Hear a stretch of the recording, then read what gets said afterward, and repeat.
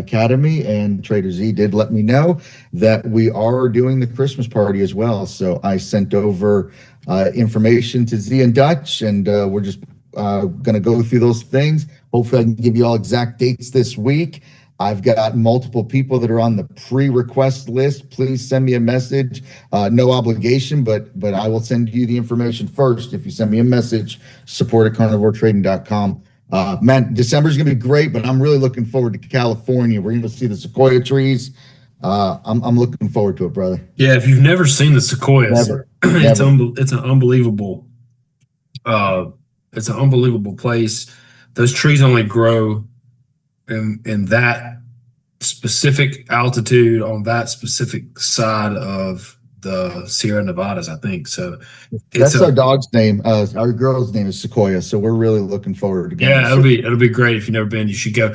Hey, listen, you don't have to come to the Academy to come to the Christmas party. So if you just want to come to Vegas and throw down and hang out, feel free to explore that option as well.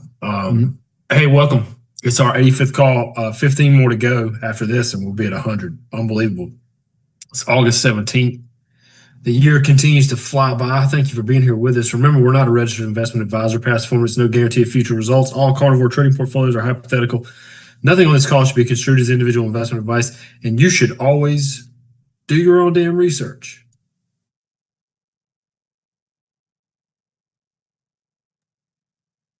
So, got some great observations for you guys today. This one's for all those that want to buy into the United States is in decline narrative. Share of global GDP, nominal US dollars, 1995 to 2026. What do you notice? Oh, wow. This is a great chart. Not a lot has changed. What has changed is China has obviously shot up the rankings and now surpasses all those European countries and Japan that were in front of it. This is likely to probably get closer. Okay, but this is the race. It's between us and China now. Germany and Europe have chosen to deindustrialize. So is the UK. India has its own assortment of problems. France and Italy both in decline. My guess is you'll probably see Brazil move into this in the future. But very fascinating to see where we stand in the world going back 30 years. I don't think a lot of people would know that. Hey, great quote from Ed Yardeni. Ed's one of the few economists worth listening to, guys. One of the very few. Last week, we raised our year-end S&P 500 target from 8,250 to 8,400. We are sticking with our 10,000 target by the end of the decade that we might raise it. Our roaring 2020 scenario is delivering even better S&P 500 earnings than we expected. Fabulous earnings momentum is driving the stock market higher! Exclamation point. This is what we've been telling you consistently on these calls, really for the better part of a couple years now. But here's why you're here. This is why you come to Carnivore, right? It's why you come to Carnivore to find the big stocks, big winners. These are this year's big winners, guys. SanDisk, AHR, AXTI, which we're in, AOI, we're in, Dell, we're in, MU. We've traded NBIS as our largest position. Here's Intel, we're in that. BE, Marvel, ARM, all in the sector rotation portfolio. So many of this year's biggest winners we have traded, invested in the longer term portfolios, and have ridden this wave. So this is why you come here to find the big winners. And why we like to listen to economists like old Ed, we also like to listen to Dr. Copper, who has a PhD in economics. And right now, Dr. Copper's telling us everything's okay. This makes sense as you got to wire up all these GPUs in these data centers, right? And that takes a lot of copper. So here we are watching copper run to an all-time high. Probably a trade there. We're not in it there yet, but we've been talking about it on the direct access thread. All right, so where are we? Well, the funnel at the top has been getting a little bit better because the Fed's been getting some data that's going to allow them not to raise rates in September. I think raising rates is really a pipe dream at this point as a function of debt service. But that's another discussion. But the Fed's sort of backing off. We've got higher rates moving up, but the short end of the curve, the short end of the curve is not moving up. So there's some things happening in the curve that I think are actually okay. We'll talk about that later. But maybe the top of the funnel is getting a little less gunked up. We got oil still in the low 80s. Market trends good. Growth in revenues great.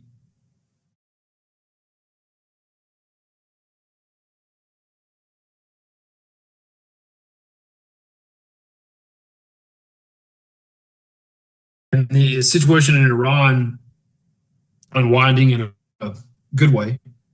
I think that's all you could really ask for to get a better funnel. The result of that has been a pretty good year in stocks. Here we are, right above average trend line. We told you on the last call, 14%. When we got down in June, we told you we never peak in June. And it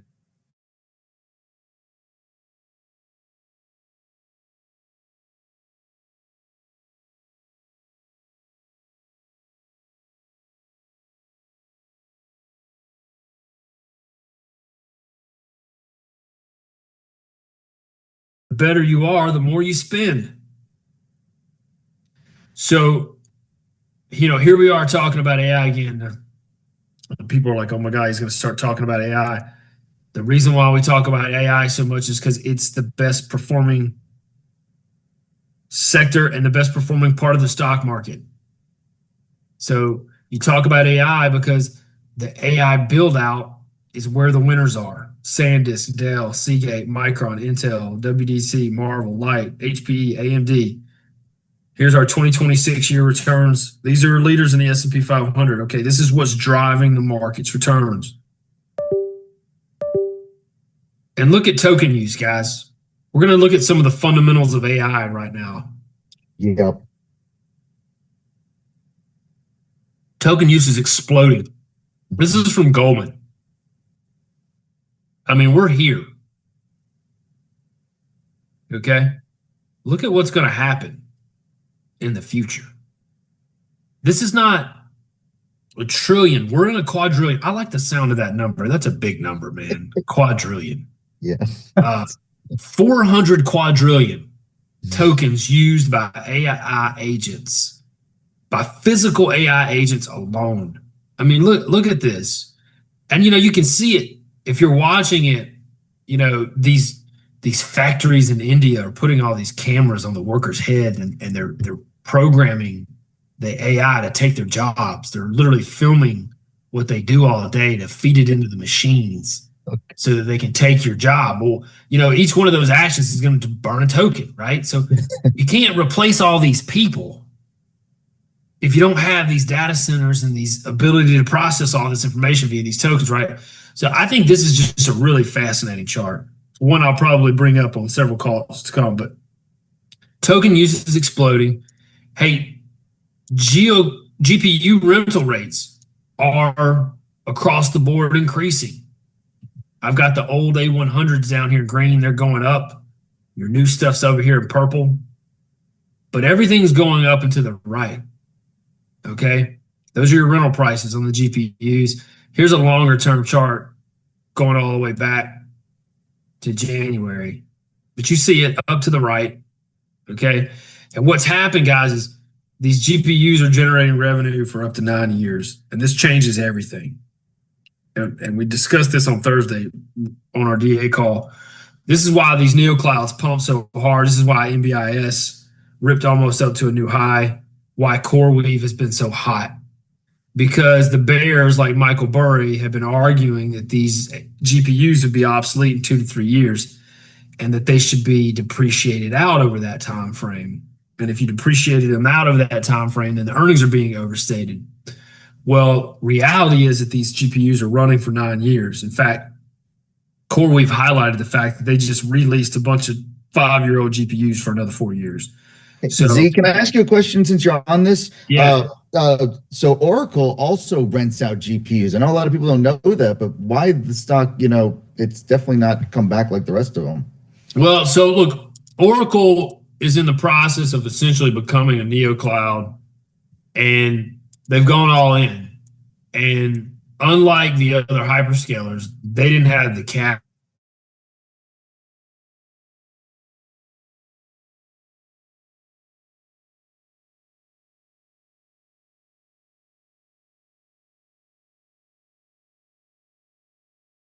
The ability to insure Oracle debt, the price to insure Oracle debt. So that's why, I mean, look, CoreWeave has been a similar animal in the sense that they borrowed all this money to build everything out, and you've had questions Right. about whether or not they can ultimately profitably monetize that build out. I think that argument's kind of being put to rest. We'll see if it does in the coming weeks in those stocks. But yeah, look, the GPUs are going to have much longer lifespans, and these guys like CoreWeave and MBIS and even Oracle, that means that what they build is going to have more value over more time. Okay. So it justifies the huge CapEx. The other thing I would say that's happening, guys, is these AI companies are reaching $1 billion in annual recurring revenue faster than any company's ever. So, here's somebody like Uber. We've got Anthropic, did it in less than 4 years. Cursor's done it in less than 2.5 years. So the speed at which some of these AI companies have done $1 billion in annual recurring revenue is really amazing. And the neoclouds are growing much faster than things like AWS did or Azure at Microsoft. So here's Nimbius and CoreWeave, and here's Azure and AWS in the quarter since commercial launch. So you can see there's APLD for those that know Applied Digital. You can see how fast these neoclouds are growing relative to some of these competitive cloud, structures from the past like AWS and Azure. The other thing that's happening, guys, is Anthropic's going public, right? So we're talking about 800% a year growth. If that's trading at 30 times, they're thinking they could be getting a $3 trillion valuation. That'd be the largest IPO ever. Anthropic has proven to be a little better at monetizing what they built on the enterprise size than OpenAI has. But, we're talking about annualized revenue between 100 billion and 120 billion by the end of this year. Unbelievable how quickly Anthropic has turned into that. And of course, this is all being driven by the money from the hyperscalers, and now from the future, from the securitization of these GPUs, which is going to happen after NVIDIA announces partnership with all the major Wall Street firms. We'll touch on that in just a second. But guys, here's your CapEx that includes SpaceX. It's 1.2 trillion and 1.4 trillion for 27 and 28. And I think that what people don't realize about this chart, and the reason why I bring it up every call, is that it's not discretionary. It's pretty much contractually obligated at this point. 3.2 trillion of commitments already locked in. Okay. They're locking in the compute, the power, and the infrastructure that it takes to build this AI, infrastructure out. And either you do it now or the cost goes up. So this, this massive wave of CapEx is coming, whether people believe it or not. Okay. So that's the story behind, what is driving the market. It's still AI. It's still the AI CapEx spend. The only thing that I can really point to at the top of the funnel that's problematic, guys, is that we've got rates that keep trickling up. I've got bond sales at record highs, highest level since 2001. We're above 5% on the 30-year.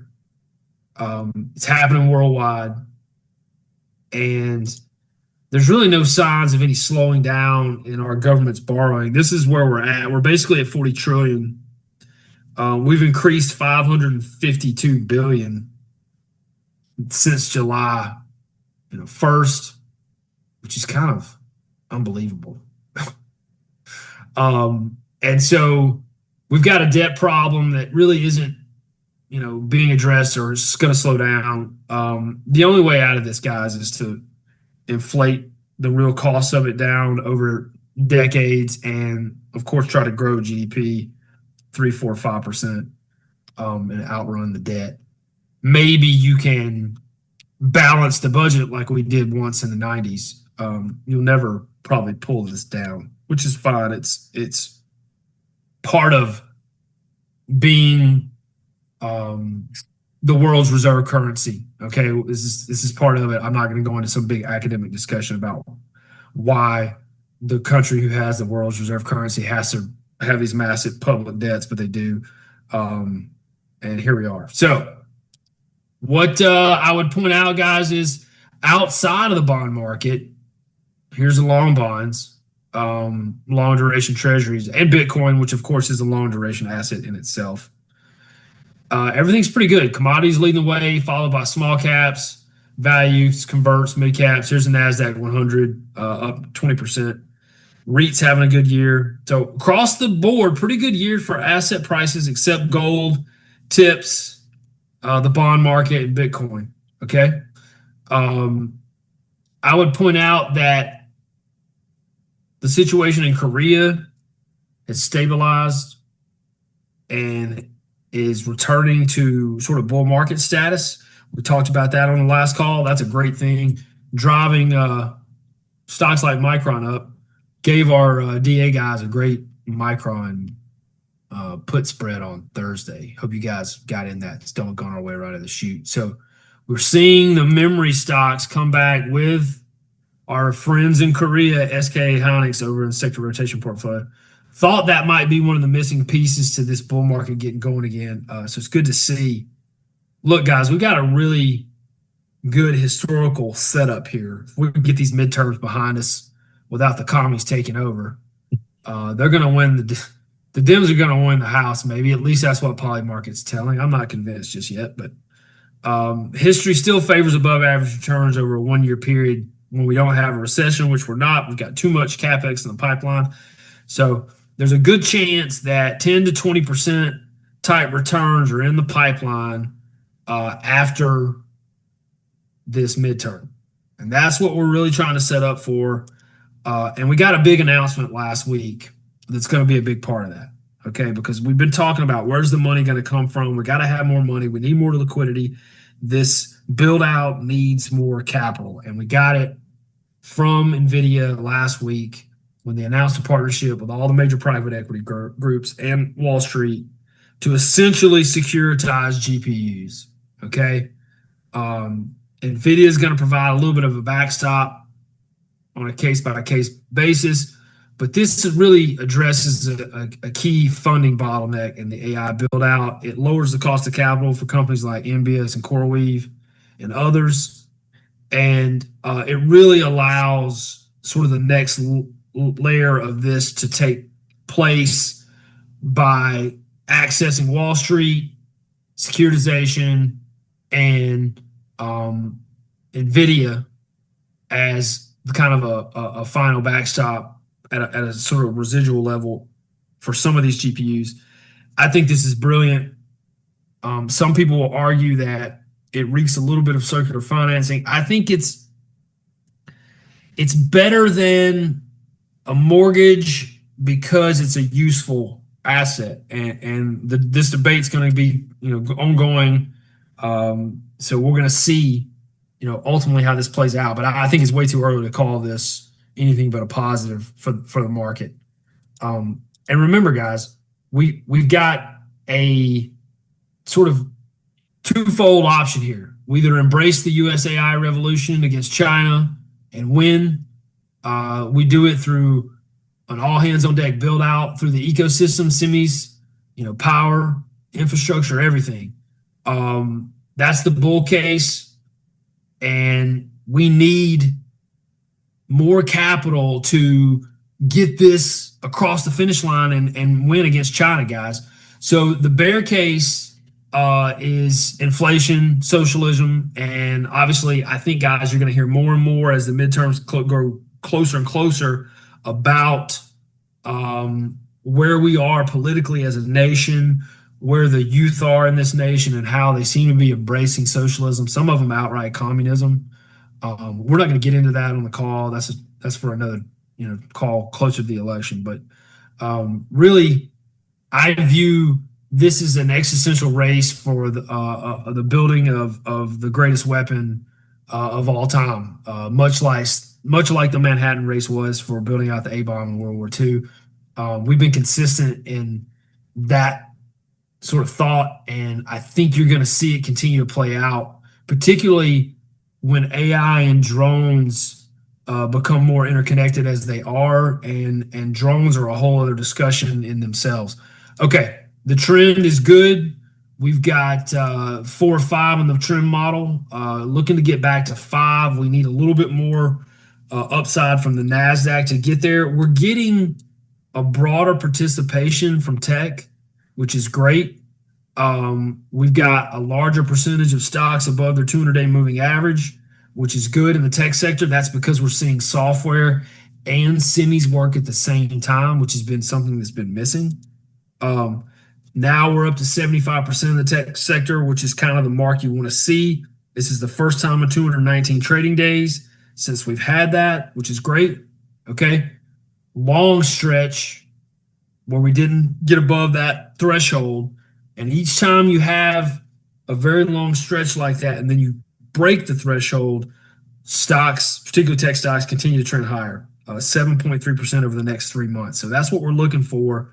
And then 6 to 12 months, 15 and 30% respectively. So what we need is for tech to start leading again, where it has been lagging behind the Dow, behind the Russell, behind the S&P and the broader market. We need tech. We need tech to lead, and I think you're starting to see that as the market broadens out. All right, earnings continue to just be spectacular. We've got an 86% beat rate in the S&P 500 on earnings. We've got a 76% beat rate on revenue.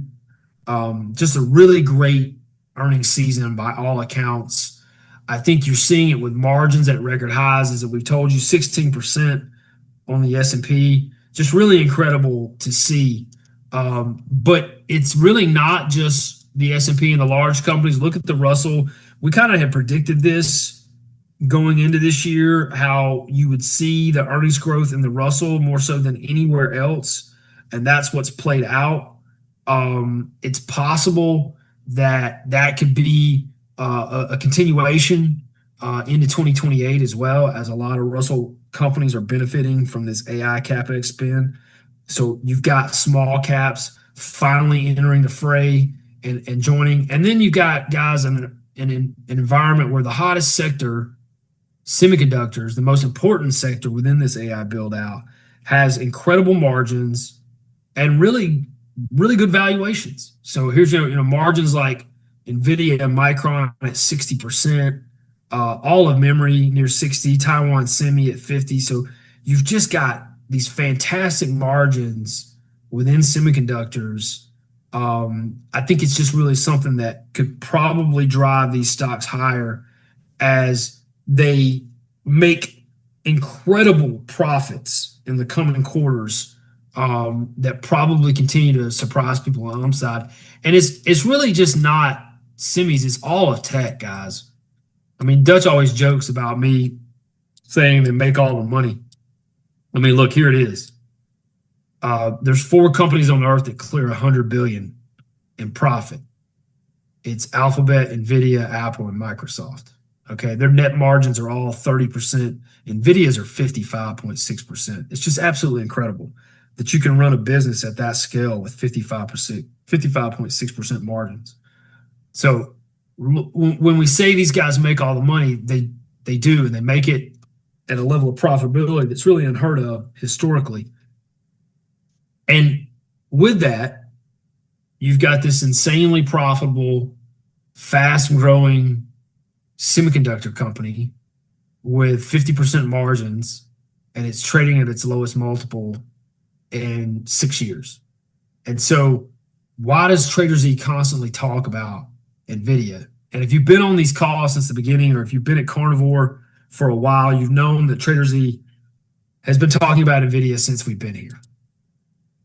And what's interesting to me is I found this today and I said, look, the reason why you talk about it is because over the last 5 years, since we've been here at Carnivore, NVIDIA is in the top 5 performing stocks.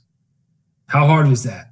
You could have been on this call one time, said, I'm going to put all my money in NVIDIA and checked out. In fact, I think one of our DA guys, DC, did something like that in his IRA. He just went heavy long NVIDIA and checked out. He occasionally checks in on me and says, how much higher are we going?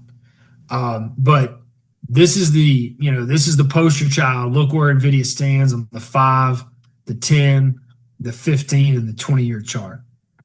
Incredible that you could have picked this up, even just 5 years ago, and you would have still been in the top 5 of performance.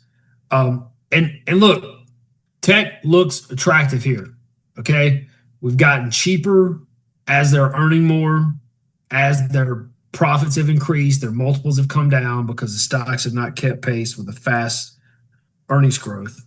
And if you look at this, I think actually the fat part of the market, the rich part of the market, is really outside of tech. It's probably more in industrials, it's in consumer staples, it's in consumer discretionary names that are trading at really high historical multiples. Some of that industrial is being driven by this AI CapEx sort of exploding the growth in some of these sleepy companies that maybe in the past had not been growing as fast. But I think when I look at names like Costco and some of the consumer staples names, that just looks incredibly overvalued relative to tech on an earnings basis. So keep all that in mind as we finish out this earnings seasons, where once again earnings are going to beat expectations. Here's blue where they come in, gray where we think they're going to come in. We're going to blow them out again, and not only are we blowing it out, they're revising higher at a pace that's just really unheard of. 26 and 27 have seen more revisions than any other sort of time I've ever seen in my career. So there's just a lot of positive sentiment in earnings right now, and that's what's going to drive this market higher. So what are we watching? Well, we're watching oil try to find a price lower. We need oil to just stay, quite frankly, guys, here in the low 80s. And I think if you get that, you really just don't drive the inflation narrative. I think if you get into the 90s, that drives the inflation narrative. If you stay down here at $82 a barrel, there's a really good argument that we've been here for quite some time, for many years. This has been the price of oil going all the way back to 2021, right here. We've been higher, we've been lower. But $82 a barrel on an inflation-adjusted barrel is not going to break this economy. So that's what we want to see in oil, okay? What's going to get us there is de-escalation. Looks like we're trying to put pressure on them economically, the blockade. I think that's probably the strategy going forward. Highly unlikely you see boots on the ground. Here's why. You just can't sustain this level of price increase in fuel and in things like sulfur without sparking inflation again. Okay, it's just not possible. And we've got to get to a point where this inflation narrative dies down a little bit, because that's what's keeping bond yields elevated and pushing them higher. So we really want to see oil stay here. That way we don't see further increases in these key components to this inflation narrative. So we showed this here on the NASDAQ. I think this is set up very nicely here for us to make a run to challenge the all-time highs in the NASDAQ. We've got a good MACD crossover that's happened, and we got a decent bid underneath this market. What's the fuel going to be, guys? The fuel for the move higher is going to be short covering. No. So Dutch just disagrees with the dogs, not my short covering idea. So here's the He was passionate about that. here's our record short, guys, on Nat NDX futures from asset managers and hedge funds. Okay, so here's the powder to get the Nasdaq to run higher. These guys are short. They didn't cover, and they're still short. They thought the semis were going to roll over, right? They bought into the bear market on semis narrative instead of listening to Trader Z and saying, hey, look, semis do this every year. And this is going to be a short-lived correction in semis, right? Here's all the semi corrections going back to 95. We told you it wasn't going to be one of these, 14-month drawdowns. It's going to be like a 1 to 3 month type drawdown, right? And really, guys, we're seeing the AI stack, come back to life as people are figuring out that this is real. They figured out that, oh, hey, look, like I told you guys, Amazon and Microsoft are showing that they're making money on the spend. That validates that part of the hyperscaler spending. Then we've got NVIDIA and the compute layer basically saying, hey, look, there's no slowing in demand whatsoever. We're making as much as we can, but they're buying it all. The memory is the exact same story. Okay. The networking interconnect has come back on fire. Photonics, Credo, ALAB, all ripping higher. That's so COHR. That those have snapped back in V-shaped fashion. Okay. We got the neo clouds coming out and saying things like, hey, look, these GPUs have a 10-year lifespan. And then we got companies like Palantir saying, hey, look, we're building the software applications, MDB, CrowdStrike, all those names over in cybersecurity. We're building the applications on top of this stuff that's working, it's making money, and we're selling it like hotcakes. So the story, the CapEx story, which was being questioned whether it was valid, whether it could make money, it's being validated now, right? And that's what we need to see. Now, it's mixing up a little bit, and it's changing. This is from Piper Sandler. And what they're saying is the new stack is a little different because we've got some different bottlenecks that we've got to focus on. And some of those are like power, right? Names like IREN that have a lot of contractual power. You've got, groups that build these physical data centers like Dell, VRT, SMCI, which reported great earnings. Then, of course, all the hardware, here's the networking part of it, storage as well. Okay. Here's the GPU cloud part where CoreWeave and MBIS and Oracle that we just talked about.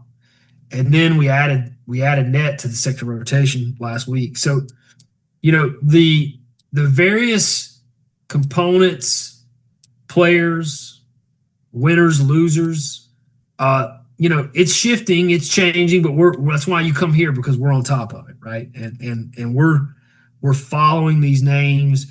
We're positioning the sector rotation portfolio, continuously try to build from this build out. And one of the things that's become central to this AI build out now is SpaceX. So we're laying into SpaceX up to 7% in the sector rotation portfolio. Harvard Management Company released its top 100 holdings. SpaceX, by far their largest position. Not even close. Thought that was interesting. I've seen a lot of big companies with large SpaceX holdings not selling their stocks. Rod Barron, Google, NVIDIA is a big holder. Good to see that name. We're going to talk about it in just a second. Come back so vigorously. COHR, we showed you on the last call. Nice gap up. I think that one's wedging up for the next move higher. Godfather was talking to me about this before the call. I told him, look, this is a space you just kind of have to hold your nose and buy sometimes. That's what we're going to do on the long-term list. We're going to add COHR today to the long-term list up above the 50. I think you got a nice little consolidation here after that big powerful move up. We'll get a nice leg up from here. It's in the right space, acting well. So this Photonics trade that I just mentioned, this has been really hot. Okay. We've tried to get back in it in the sector rotation portfolio. We got Light, AAOI, COHR. We just talked about Credo come out of the gates fantastic with Credo in the sector rotation portfolio. There's that Credo chart we showed you last call with the breakout. So good to see this Photonics trade rip back. Marvel in there. Ciena's a name we've had some success with. There's AXTI, which is in there. Forms on the long-term list has come back really hard. So just keep your eye on this trade. This has been a big V-shaped recovery in Photonics. Good to see. But, we showed you SpaceX. We thought it was bottoming. We wrote about it in the wrap. Did a nice write-up on SpaceX at the bottom a couple of weeks ago. Hope you guys read that. Talked about why we thought the market was wrong. And then we've gotten this nice bounce up. And now we got a nice little pattern developing. Again, looks like may get ready to set up. Oh, look, we're already getting ready to run to that 150 mark. So you're back pretty much to IPO levels. Like probably now. Yep.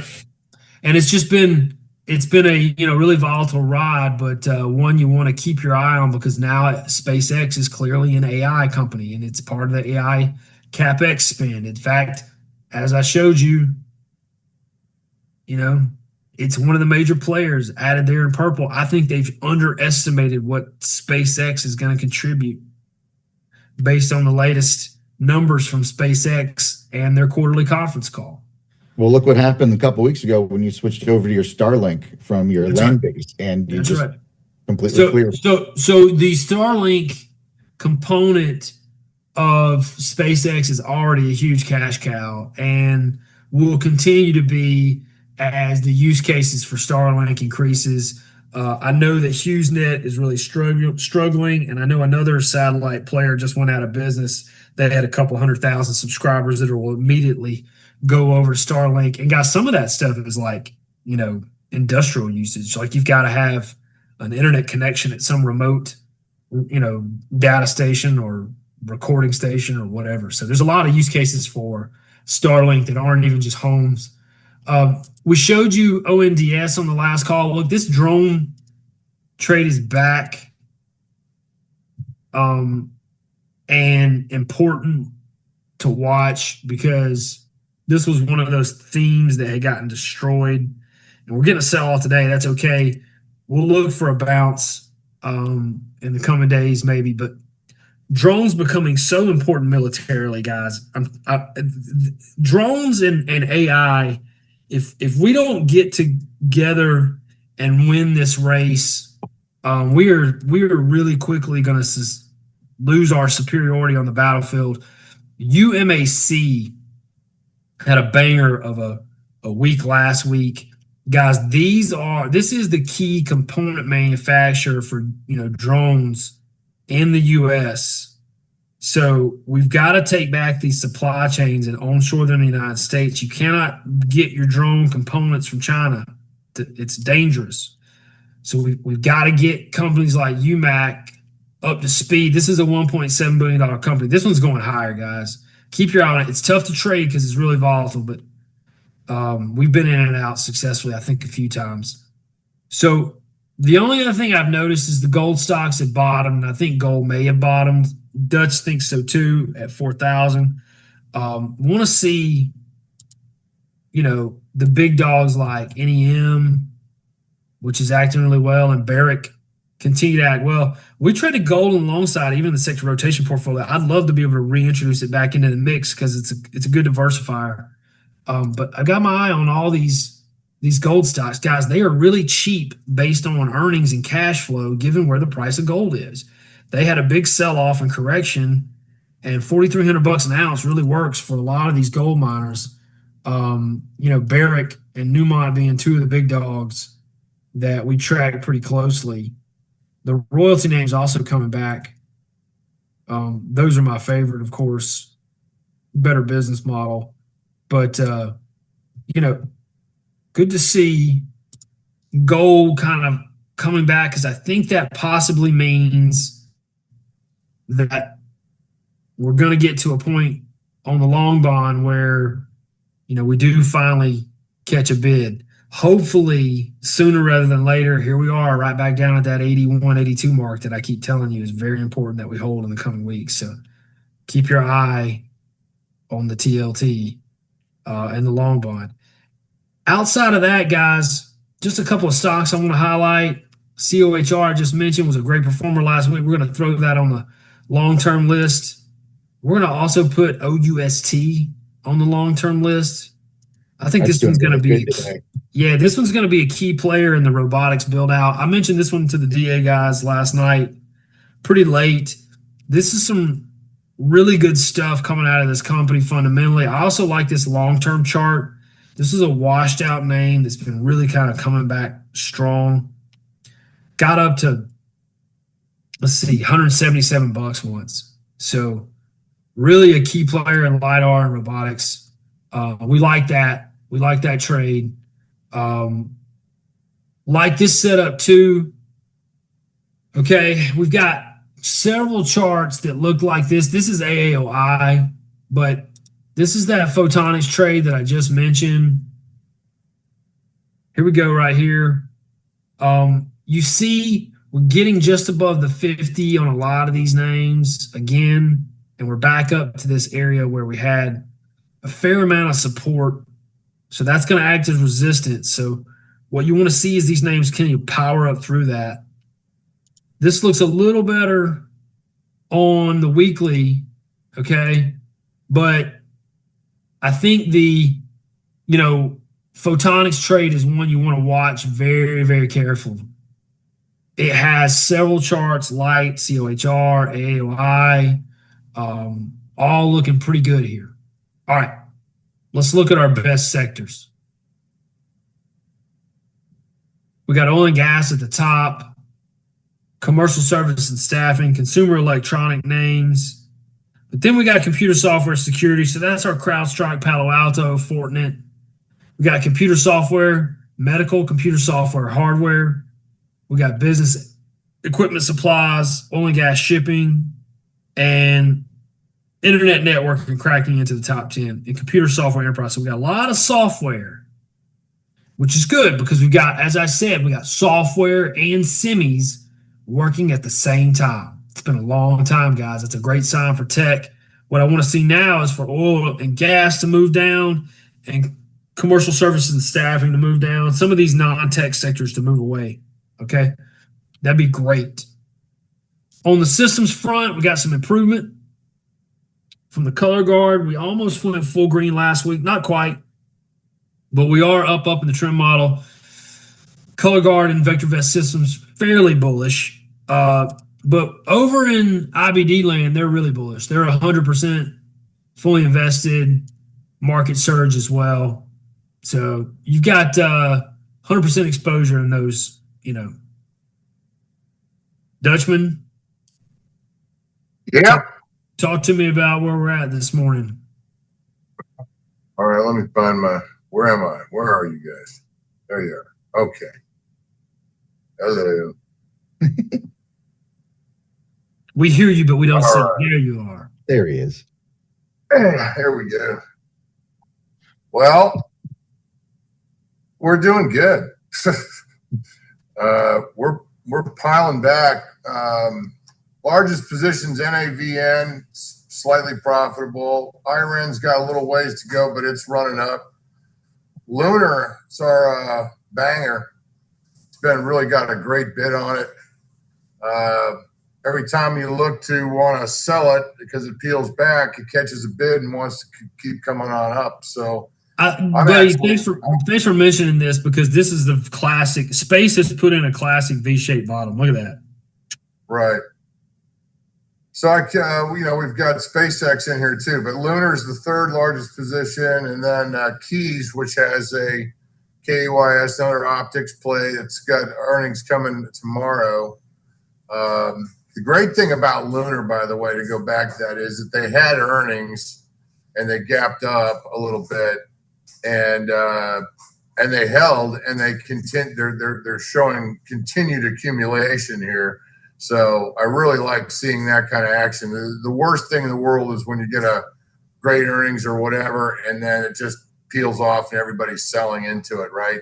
This is totally the opposite. We've got Lunar just being accumulated. Keys has got earnings coming up tomorrow, and it's going to be volatile. Who knows what happens? Maybe we sell it before or sell some of it before the earnings announcement. I don't know. SpaceX has been just a beast. That's our fifth largest position. That's very profitable. So we've got great profitability in Lunar, great profitability in Keys already, great profitability in SpaceX. We added Cipher today. I just think Cipher and NBIS are going to treat us right over time here. So, Michael on a Burry is swing getting trade. his face ripped off.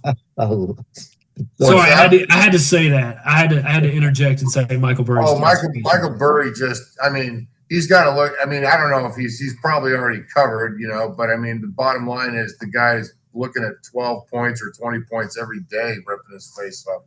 That's got to hurt, The Friday was great where it was up 8% and the market was basically not doing anything. Right. Right. And, it's funny. You and I had an interesting conversation about it's a kind of a different way of looking at things is what a disservice this guy is doing to individual investors and investors in general. I thought that was an interesting thing that you said because, what he's doing is he's bashing one of the great companies, which, by the way, happens to be backed by, and there's a large ownership position. NVIDIA owns a large piece of them. And you look at this and you kind of go, Michael Burry's putting out, maybe he's talking his own book, I don't know, but for him to come out and say, it's all a fraud and it's all a bunch of bullshit and all that, when actually it might actually be, an incredible company with a real investment and it's not doing accounting fraud, then he's really doing a disservice to a lot of people out there who's scaring them out of these stocks that, might be better off that they be in those, that was an interesting way of looking at it anyway. Hey, I'll even take it further, Dutch, in this philosophical sense that he's out there pushing longs like DraftKings, which is basically a gambling website. Meanwhile, you're poo-pooing a real technological build out. And so I just think I think the way we've positioned this guy as some sort of Cassandra is just kind of laughable, given his track record, particularly in names like this.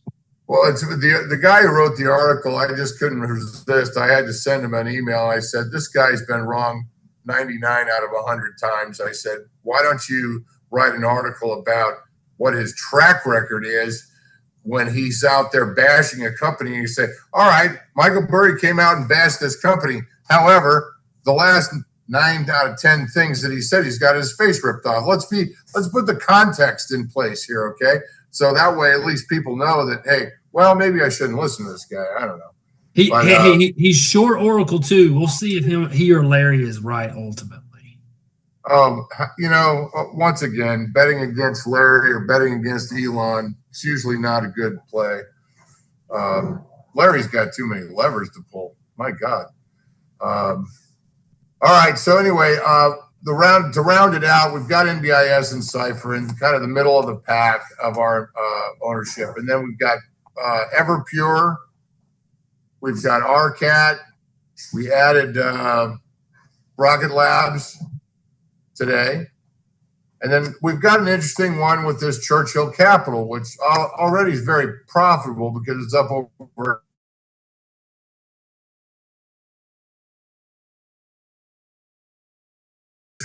What the hell is that company?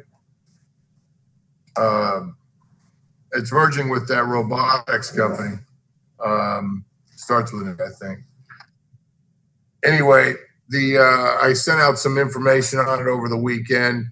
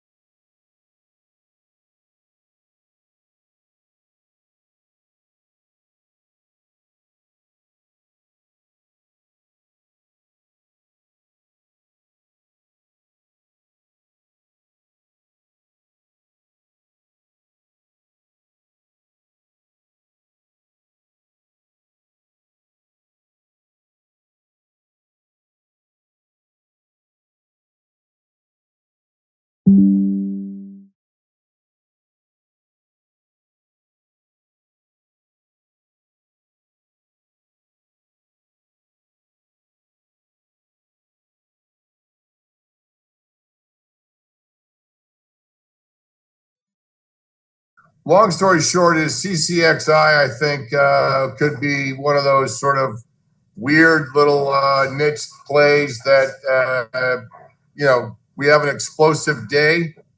We have to be on our game and be there for that explosive day and take it off the table when it hits. Yeah, look also. And then wait.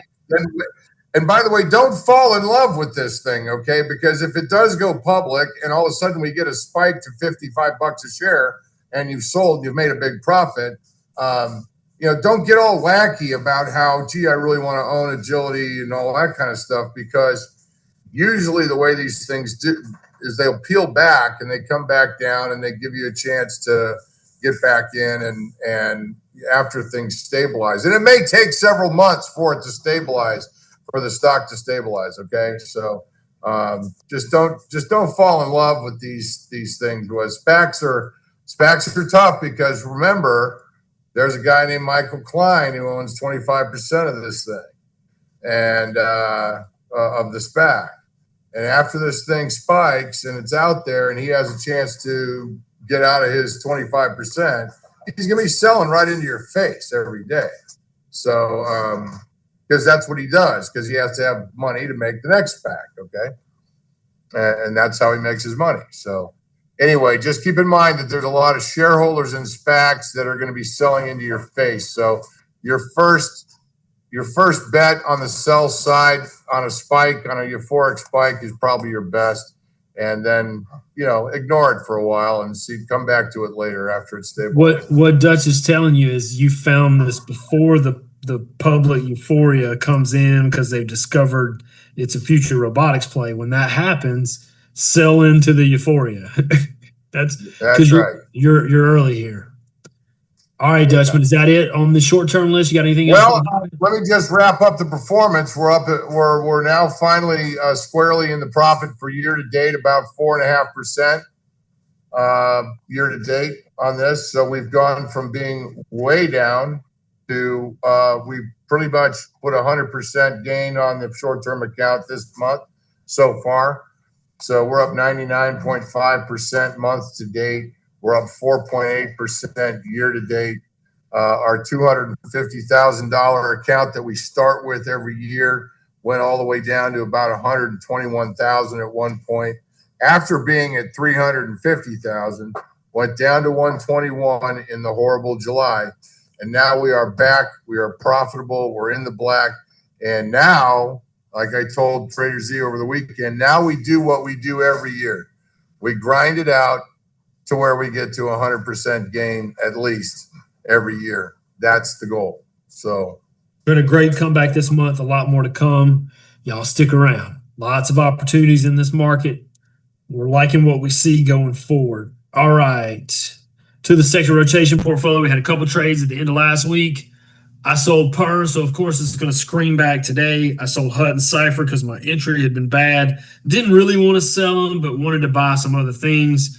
Got a little bit more into some cybersecurity and software names with Net and Palantir, and then I laid into SpaceX. SpaceX may end up being one of our biggest positions over the sector rotation portfolio. Long-term trades and buys and sales is what I got for you today. I'm pulling the ripcord on some dogs. All right, I got 3 big fat losers. These are the ones that have not bounced back for me. Everything else has bounced back pretty hard. So good to see a lot of names that were down big have come back really hard on the long-term list, but I got 3 that really haven't. I'm going to sell those today. I'm going to replace them with some heat. So we're selling NXPI, VSH, CEPL, and I'm going to buy OUST, COHR, and SpaceX. Okay, those changes will be up on the website in the coming days. We mark those trades at 1 o'clock every Monday, and then we mark the sector rotation trades on Friday mornings. So just keep that in mind. The only other thing I would mention, guys, is that before we move and do a little Q&A, is that on a day like today, we got some big winners. CBRS coming back nicely after it sold off on its earnings call. Tough stock to trade, but guys, this is going to be a big winner. We've got names like AXTI up 14%. Good to see that trade coming alive. There's COHR, we just talked about. SNDK, Credo, there's Lunar, still ramping up higher. So look, guys, when you come in on a day like today and you see this many stocks, IRN pumping up nicely now, Dutch, up 4.27%. Good to see that trade come back. There's Cipher. So a lot of stocks up 2, 3, 4, 5%.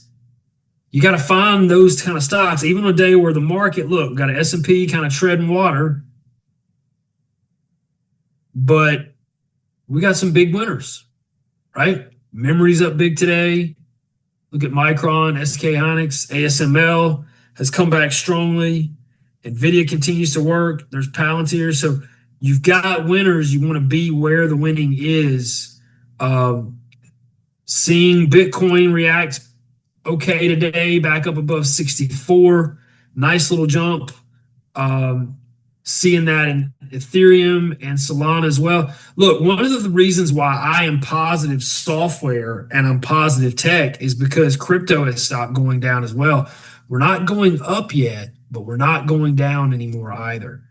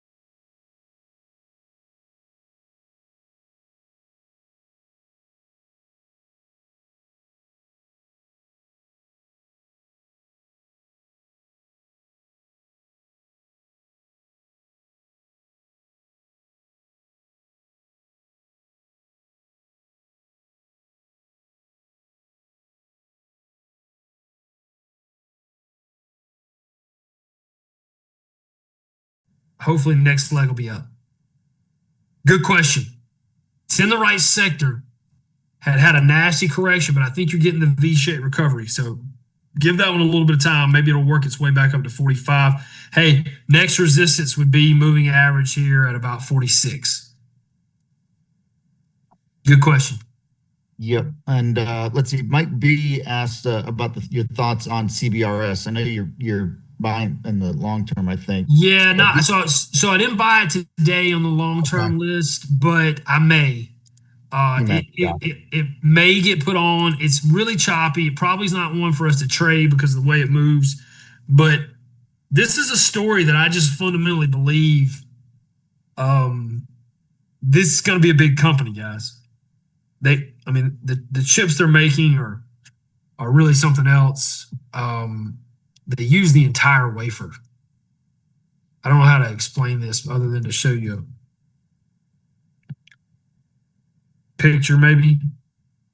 Let's see if we can find a.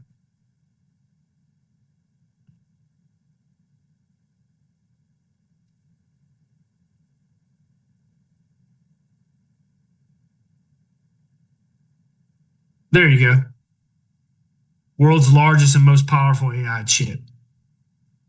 It's the largest AI chip ever built, measuring 46,225. So, talking 4 trillion transistors, 125 petaflops of AI compute through 900,000 AI optimized cores, 19 times more transistors and 28 times more compute than the NVIDIA B200. Okay. So, in terms of cutting edge, this is it. All right. And what they did was pretty interesting. They make these giant wafers. And you can see how he's holding it, how, typically it's a much, much smaller thing. And the yield problem is kind of, part of what they solve, so they say. It shuts down some of the flaws that you have. Because, when you're making semis, guys, you have huge a number of chips that are bad, that have flaws. So, if you don't know that about semis, you have this huge number of bad runs or bad percentage of chips. So they don't, and that's why they rank them, because they score them and you test them. So you make them and you test them. Some work better than others. Okay, well they've kind of solved this by using this giant wafer. It's very cool stuff. This is the cutting edge. Okay, sold off on the IPO. I think this is probably the bottom. I like this name. It's going to go on the long-term list at some point, or in the sector rotation portfolio. Good question. Yeah.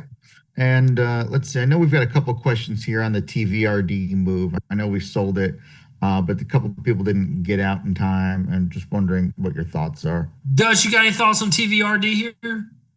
I know we sold it. Yeah, I don't know. Yeah, I'm here. We're just waiting for their announcement, right? So, did they come out and say something? Because at this point, I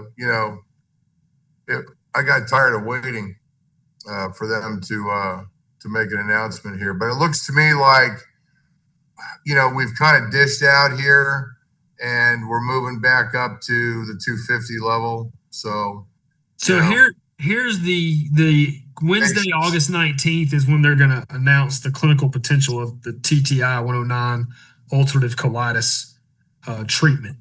That's probably your catalyst. If I was still stuck in this thing, I'd probably stick around until the 19th to see if that thing gets the stock moving. Well, they may also announce on that day that they've got some financing to take their clinical trial the rest of the way. That's right. It'd be the time to announce it, quite frankly. Yeah.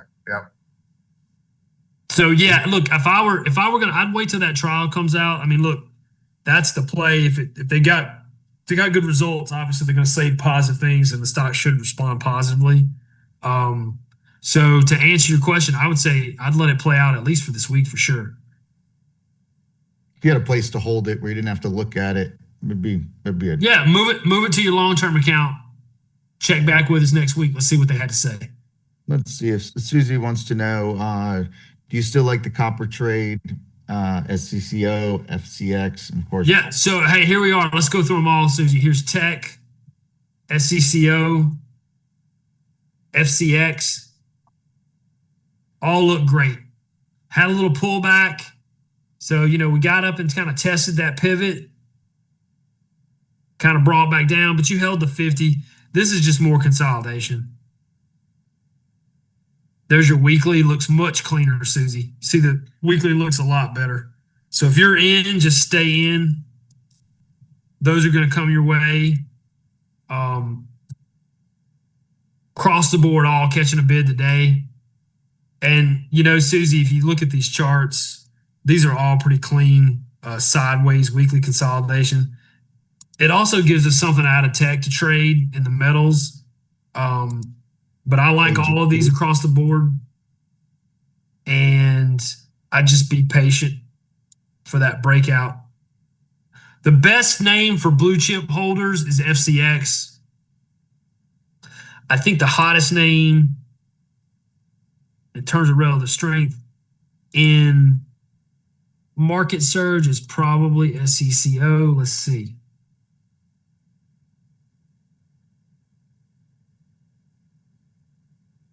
No, it looks like ERO.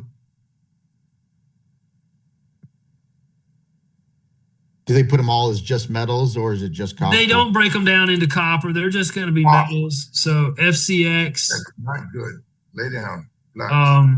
There's the FCX. BHP is another one. They've got earnings due today. There's a cup. I put that as the VN stock of the day not too long ago.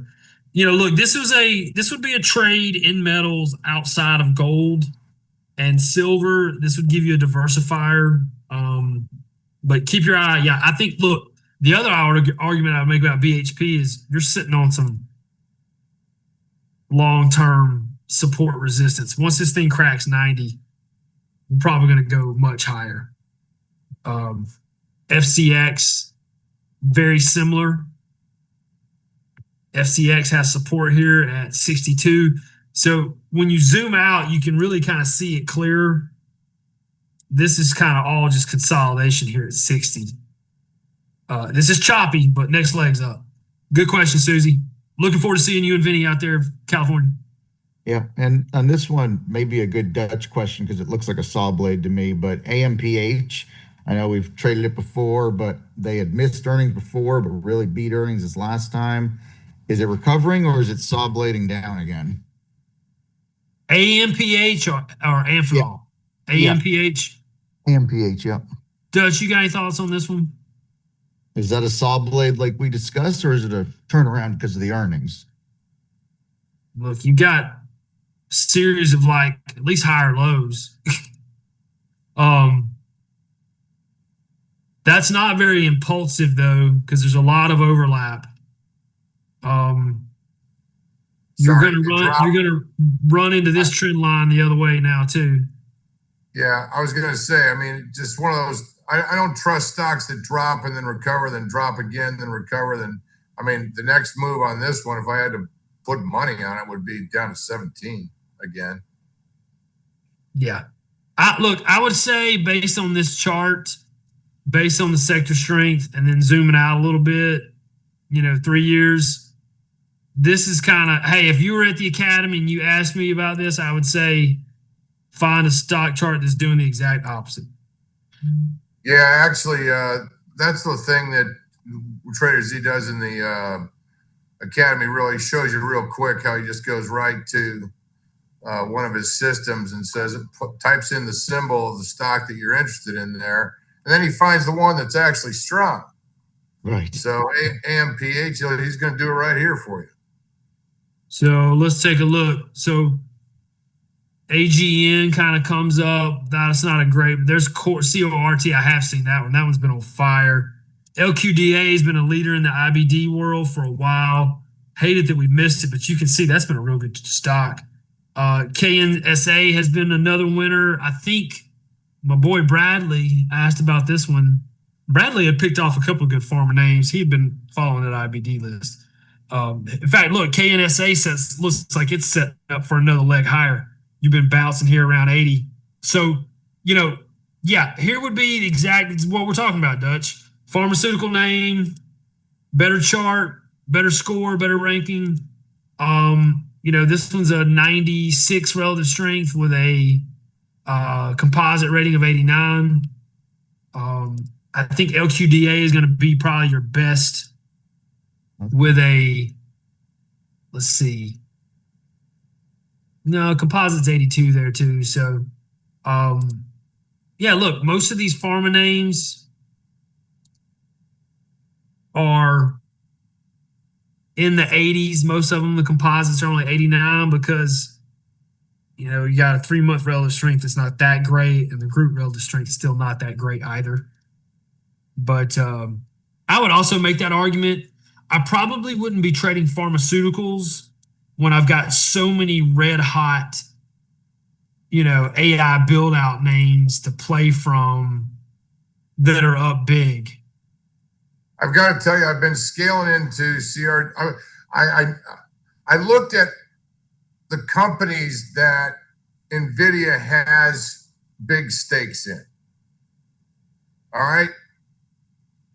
Obviously, those companies are going to get NVIDIA's business. They're going to get NVIDIA's capital as long as they're executing. And so I said to myself, why mess around with anything except for some of these companies? And I've been scaling into CRWV because they've got a big position there, I believe. NBIS is another one. And, anyway, there's a list of them that they have. I'm going to pull it up right here, Dutch. Give me like 5 seconds. Right. Oh, that's not it. No. Yeah, I got another one cooking. Hang on. And then you were just mentioning OUST and UMAC and how they're sort of critical and things like that. The things that you're finding that there are various strata of companies. within this AI world. And the key, you guys, is that there are 10 to 15 of them that are large, real, that have, look at that. CoreWeave, SpaceX, Intel, Coherent, Nokia, COHR, that's right. Nimbus, Light. They own some Light. They own some COHR. Right. So you look at those and you go, okay, well, there's some really, really smart guys that are in the business. Okay. And they're deploying corporate capital into those companies because they, A, need those companies to do what they do, but B, those are also going to be incredible investments for them. CoreWeave's gone positive, Dutch. This stock has been so strong since that earnings announcement, guys. That's right. It has had a relentless bid. Unlike it has, look, this stock has been asleep. I think people forgot. I wish Powell was still on this call, but Powell Fisher, an old carnivore, he had gotten into this name early in this run up. And it just went, this was the darling, right? And then it just went dormant, guys. But now we are back alive. And look at this volume spike, Dutch, coming in here. And it's just been, I mean, did Ken Griffin at Citadel steal Leopold's CoreWeave stock for $60.55 or what? Right. And look, I mean, I just think what's going to happen, guys, on this CoreWeave right here, what you're about to see is we're going to finally break that downtrend line, and we're about to have another impulsive leg up in all these neoclouds.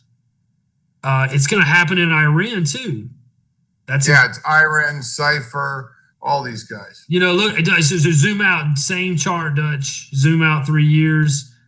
And what that starts to look like is, okay, well, here's that impulsive leg up. And then what we've done is just go sideways. Now it's time to rock and roll again. There we go.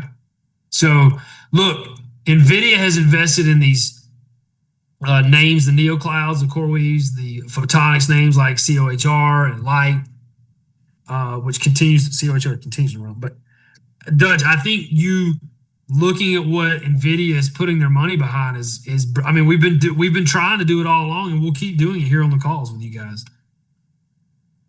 Got any more questions, Godfather? Got time for one or more? Yeah, let's see. Mark M says thoughts on Zscaler, been on a consistent run. Yeah, look, hey, this one's been a laggard in the software cybersecurity space, but it's turned the jets on recently. Let's go to the Surge system and just look at that group as a whole. And I'll just throw out the other cybersecurity question from Dan P. Is our cybersecurity stocks getting overbought? FTNT looks to be in big consolidation. I thought they've been overbought for a while, but I've just been wrong. In fact, it was a huge mistake, me thinking they were overbought. Hey, let's look at the leaders. We got Palo Alto, CrowdStrike. I'm not adding here to any of them. My timing of Fortinet was whatever. Okta, QLYS. We're not big into any of these because I feel like I missed the move. Sentinel.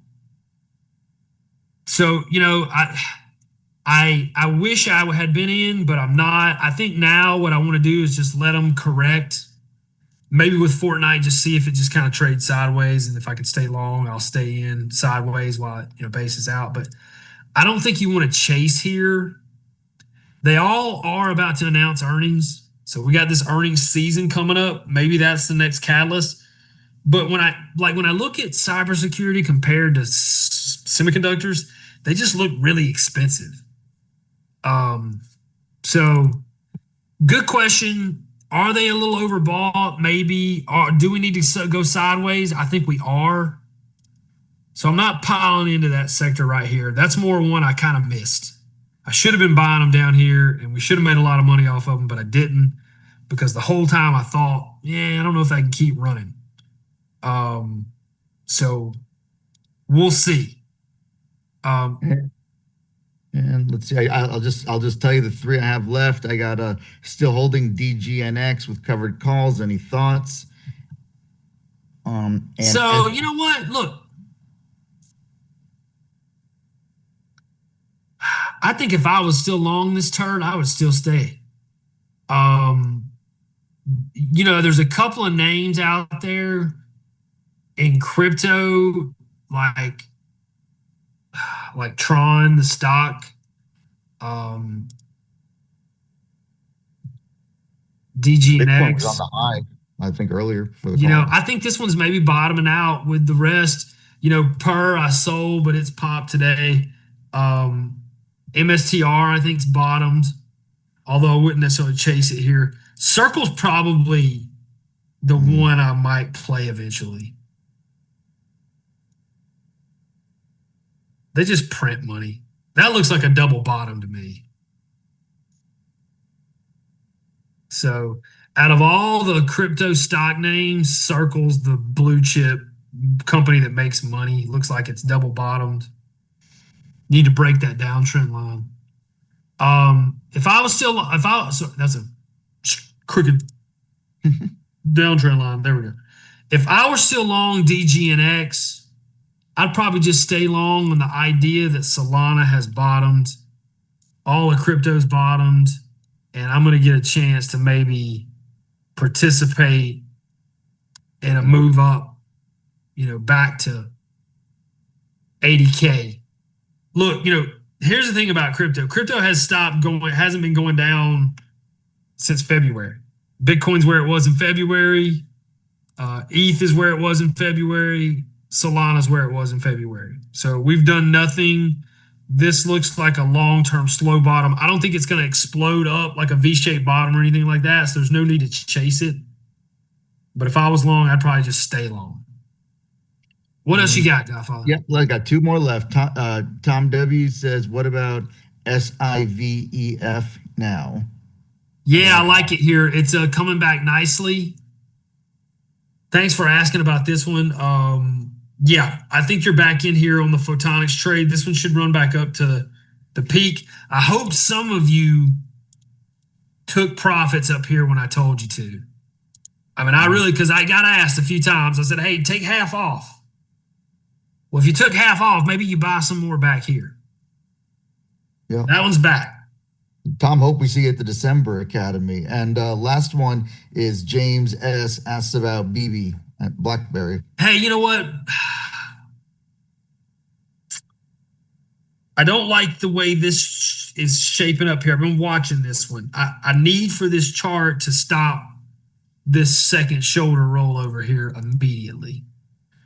Because it's starting to look like, that's the rollover. We need to break that right here. So I might be a seller if we break 840. Hang on to it till the end, see if you can get a leg up. It's a good story with telecom and, names like Nokia. Mm-hmm. But would I hope we'd have gotten this instead of, we got this. So now we need this to turn back up real soon. Hey, clearly I think this, can't break 720. Probably don't want it to break 820 or 840. Don't give that one much leash. There's too many other good things that are moving. All right, you got any yours? Is that it? Brother, we're clear. All right, man. Guys, we've been here an hour and 26 minutes. We love you. We thank you for being here with us. Thank We you. will see you next week. Dutch, anything else, brother? We're all set. All right. I thought we were gonna be in Santa Barbara today, and I was like packing up my truck on Sunday, getting ready to roll on down to the resort. I called Trader Z and I said, "Hey, buddy, do I need to do anything to help you out? Pick you up at the airport, give you a ride anywhere?" And he goes, "Dude, it's next week." Yeah. He gave me a heart attack for about 5 seconds. Yeah, me too. And I said, "Are you sure?" You And he says, "Yeah." And I said, "I hope no one's going to be showing up or anything." And anyway, I was able to I said, "Okay, that's great. Well, we'll make this even better. Then we'll just put together a couple of more components of this thing. Let's do it." Well, the good thing is you'll be better too. You get some time to We'll see. recover. So we'll see you next week. All right. Guys, looking forward to it. Dutch, looking forward to seeing you, buddy. Y'all take All care. right, good. As you got it.